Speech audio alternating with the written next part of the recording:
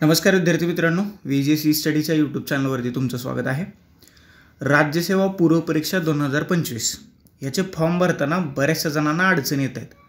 आता त्या पर्टिक्युलर 2 अडचणी आहेत. हे असं का होते आपण या लेक्चरमध्ये पाहून घेऊया. म्हणजे सगळ्यांचे प्रोफाईल अजून एकदा अपडेट करण्याची गरज आहे. ते कशा अपडेट करायला पाहिजेत, काय करायला पाहिजेत. जो ऑप्शनल सब्जेक्ट आहे की जो मुख्य परीक्षेला तुम्हाला 500 मार्क देऊन जाणार आहे राज्यसेवेचा विचार करता, तर तो विषय आत्ताच तुम्हाला निवडायचा आहे. आणि त्या विषयाचा पेपर तुम्ही कोणत्या भाषेत लिहिणार आहात. MPSCने 2च ऑप्शन ठेवलेत. एक तर तुम्ही मराठीमध्ये लिहू शकता, अदरवाईज तुम्ही इंग्लिशमध्ये लिहू शकता. तुम्हाला तिसरा ऑप्शन अवेलेबल नाही आहे. तर ते मीडियम आत्ताच तुम्हाला निवडायचं आहे. बाकी जो फॉर्म आहे तर बाकी तुम्हाला काहीही आता इथं करायचं नाही. म्हणजे जसं तुम्ही अगोदर तुमची इलिजिबिलिटी चेक करत होता, नंतर खाली एक डिक्लेरेशनचा कॉलम यायचा, त्याच्यावरती टिकमार गेली की तुमचे जिथून फॉर्म भरता ते प्लेस लिहायचं आणि सबमिट करायचं. ही अशीच साधी सोपी सरळ प्रक्रिया यावर्षीसुद्धा त्यांनी लागू केलेली आहे. ह्याच्यात एक ट्विस्ट अँड टर्न काय आहे की वैकल्पिक विषय जो ऑप्शनलचा सब्जेक्ट आहे तर तो तुम्हाला प्रिलिमचा म्हणजेच पूर्व परीक्षेचा फॉर्म भरतानाच निवडायचा आहे. त्याच्यामुळं जर का तुम्ही अजूनपर्यंत तुमचा ऑप्शनल सब्जेक्ट निवडला नसेल, वैकल्पिक विषय निवडला नसेल, तर लवकरात लवकर तो निवडा. कारण फॉर्म भरायची डेट आता सुरू होऊन संपत यायची वेळ आलेली आहे. त्याच्यामुळे लवकरात लवकर तुमचा ऑप्शनल सब्जेक्ट निवडा. निवडणार नसेल तर तज्ज्ञ लोकांबरोबर चर्चा करा. काय तुम्हाला अडचण येत असेल तर VJC स्टडीच्या टीमला कॉल मेसेज करा, कमेंट करा, तुमच्यापर्यंत आम्ही पोहोचू. आणि तुमच्या ज्या वैकल्पिक विषय निवडण्यासंबंधीच्या ज्या काही समस्या असतील, काही शंका असतील, तर त्याचं आम्ही निरसन करण्याचा प्रयत्न करूया. तर हा जो फॉर्म आहे MPSC प्रिलिम्स 2025, हा फॉर्म भरताना ज्या काही 2 अडचणी येत आहेत तर त्या आपण कोणत्या अडचणी आहेत आणि त्या कशा सॉल्व्ह करता येतील, कशा रिझॉल्व्ह करता येतील, तर त्याच्यासंबंधी एक माहिती देणारं एक छोटंसं लेक्चर आहे. एक हा व्हिडिओ आहे. हा महत्त्वाचा मला वाटला म्हणून म्हटलं तुमच्यावर शेअर करावा. बघा, ज्यावेळेस तुम्ही MPSCच्या वेबसाईटवरती जाऊन लॉग इन करता तर हे तुमचं अकाउंट जे आहे तर हे तुम्हाला अशा पद्धतीने दिसतं. ओके. ज्यावेळेस तुम्ही प्रोफाईल क्रिएशन करता तर त्याच्यावर स्टेप 1, स्टेप 2, 3, 4, 5 आणि 6 या 6 स्टेप आहेत. पहिल्या स्टेपमध्ये तुम्हाला पर्सनल इन्फॉर्मेशन भरायची आहे. दुसऱ्या स्टेपमध्ये तुम्ही ॲड्रेस इन्फॉर्मेशन भरायची आहे, म्हणजे तुमचा पत्ता, तुम्ही राहताय कुठं, तुमचा मूळचा कुठं आहे वगैरे वगैरे सगळ्या गोष्टी. ही तिसरी जी स्टेप आहे अदर इन्फॉर्मेशन, तर ही स्टेप अपूर्ण दाखवते. बरोबर. या स्टेपमध्ये त्यांनी एक नवीन कॉलम ॲड केला आहे, कॉलम 3.2. आणि याच्यामध्ये त्यांनी काय केलं आहे की तुमच्या अचिव्हमेंट्स, तुमची लिडरशिप आणि तुम्हाला मिळालेले मेडल्स आणि तुमच्या हॉबीज, तुमचे छंद काय आहेत, तर हे 3 कॉलम नव्याने ॲड केलेले आहेत. आलं लक्षात? समजलं?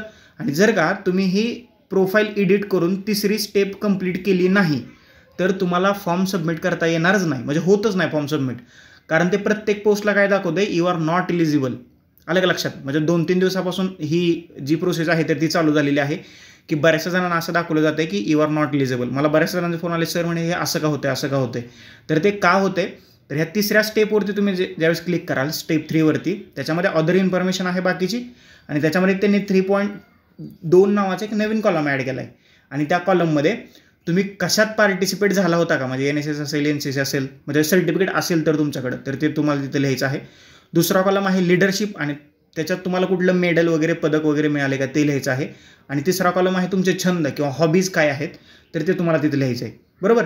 आणि हे लिहिल्यानंतर तुम्ही ज्यावेळेस फॉर्म सबमिट कराल तर त्यावेळेस तुमचं प्रोफाईल अपडेट होईल. आणि प्रोफाईल अपडेट झाल्यानंतर तुम्ही जी राज्यसेवा पूर्व परीक्षा 2025 आहे तर त्याच्यासाठी मग तुम्ही नव्याने अप्लाय करू शकता. आणि मग तुम्हाला तिकडे दाखवेल की ज्या पोस्टला तुम्ही इलिजिबल आहात तर ती पोस्ट तुमच्यासाठी इलिजिबल होऊन जाईल. हा एक महत्त्वाचा पॉईंट, त्याच्यातला मुद्दा आहे.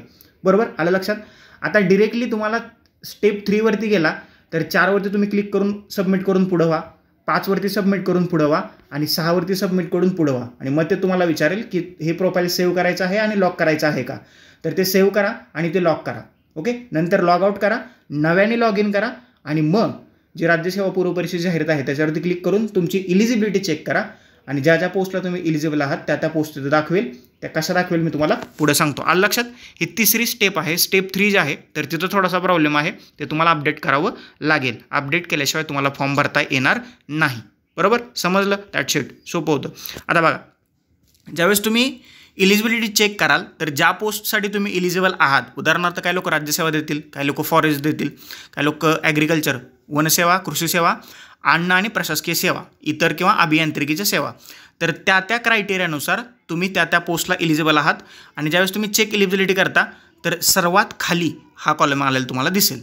तुम्ही ज्या पोस्टला एलिजिबल आहात त्यात तुम्ही, आता हा सपोज हा राज्यसेवेचा फॉर्म आहे, तर राज्यसेवेत जेवढ्या पोस्ट आहेत, उदाहरणार्थ assistant commissioner of sales tax, assistant labour commissioner, assistant commissioner skill development and employment and industry grade A, हे मंत्रालयीन डेस्क ऑफिसर, बरोबर, ह्या सगळ्या ग्रुप ए आणि ग्रुप बीच्या पोस्ट आहेत. ओके, तुमची हाईट कोणत्या पोस्टसाठी एलिजिबल आहे, तुमची उंची, छाती जर का ती भरत नसेल तर बाकी ज्या RTO सारख्या पोस्ट आहेत की जिथं हाईट आणि चेस्ट लागते, तर त्या पोस्टला तुम्ही एलिजिबल नसणार आहात. तो शारीरिक क्रायटेरिया आहे, तो वेगळा क्रायटेरिया आहे, बरोबर. ही स्टेप 1 झाली. त्याच्याच नंतर खाली इथं स्टेट सर्व्हिस म्हणून दिसते बघा, बरोबर. एकच मिनिट, इथं तुम्हाला स्टेट सर्व्हिस म्हणून दिसत असेल. ओके, ही इकडे बघा, ही स्टेप 2 आहे. आता इथं काय म्हणते बघा, इथं सिलेक्ट ऑप्शनल सब्जेक्ट 1. ओके, म्हणजे एकच निवडायचं आहे, तिथं काय 2 निवडायचे नाही आहेत. जर त्यावेळेस तुम्ही सिलेक्ट ऑप्शनल सब्जेक्ट म्हणाल तर ज्यावेळेस इथं सिलेक्ट तिथं ॲरो दिसतो, याच्यावरती ज्यावेळेस तुम्ही क्लिक कराल तर तिथं भली मोठी एक ऑप्शनलची लिस्ट येते. ओके, त्याच्यातनं तुमचा आवडीचा तुम्ही विचार करून निवडलेला ऑप्शनल सब्जेक्ट तिथं क्लिक करा त्याच्यावरती, आणि तो सब्जेक्ट तुम्हाला इथं रिफ्लेक्ट होईल. आणि लगेच त्यांनी असं म्हटलं आहे, select medium for optional subject, म्हणजे ज्या माध्यमातून तुम्ही पेपर लिहिणार आहात, बरोबर.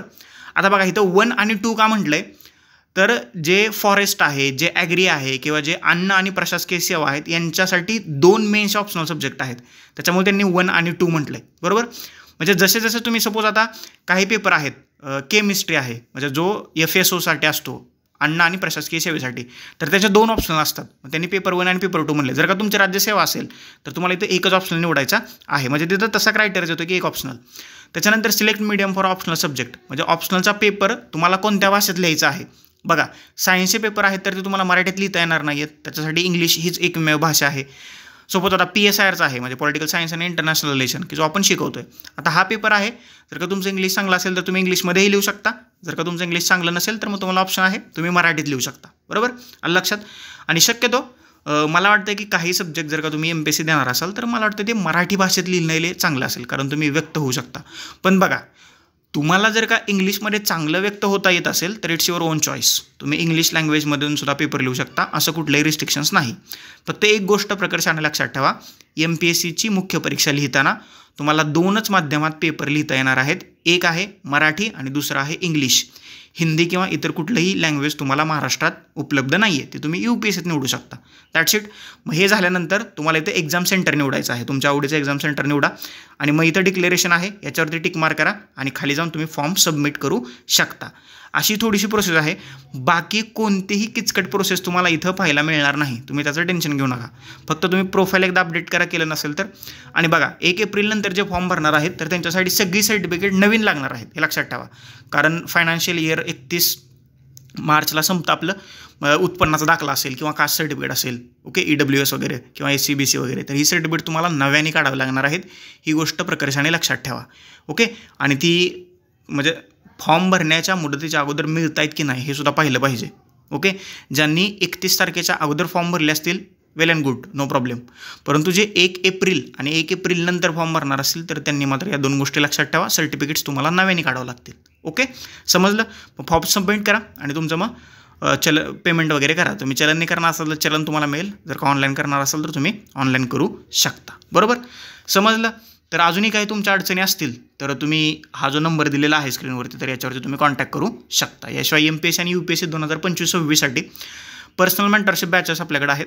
PSR ऑप्शन असेल, मेसमधला GS पेपर 2 असेल, एसे रायटिंग असेल, आन्सर रायटिंग असेल, आणि polity NCERT textbook revision batches आहेत, बरोबर. या 4-5 बॅचेस आपल्याकडे पर्सनल मेंटरशिप्स आहेत. अगदी 1-to-1 पर्सनल मेंटरशिप आहे.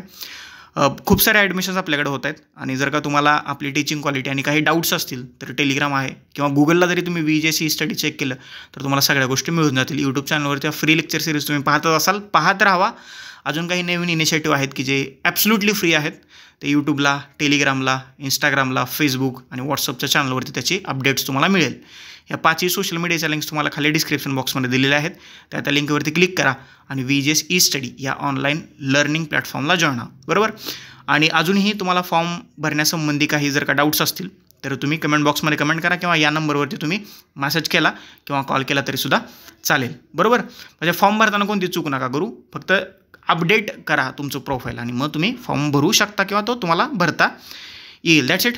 व्हिडिओ आवडला असेल तर लाईक करा, जास्तीत जास्त लोकांपर्यंत शेअर करा. ज्यांना फॉर्म भरायला अडचण येतात त्यांच्याबरोबर हा व्हिडिओ न विसरता शेअर करा. चॅनलवरती नवीन असाल तर चॅनल सबस्क्राईब करा. शेजारी बेल आयकन दिली ती प्रेस करा, जेणेकरून नवीन लेक्चरचे नोटिफिकेशन सर्वात पहिल्यांदा तुम्हाला येतील. तुर्तास आता आपण इथं थांबूया. Thank you so much. धन्यवाद मित्रांनो. नेक्स्ट लेक्चरमध्ये आपण भेटूयाच.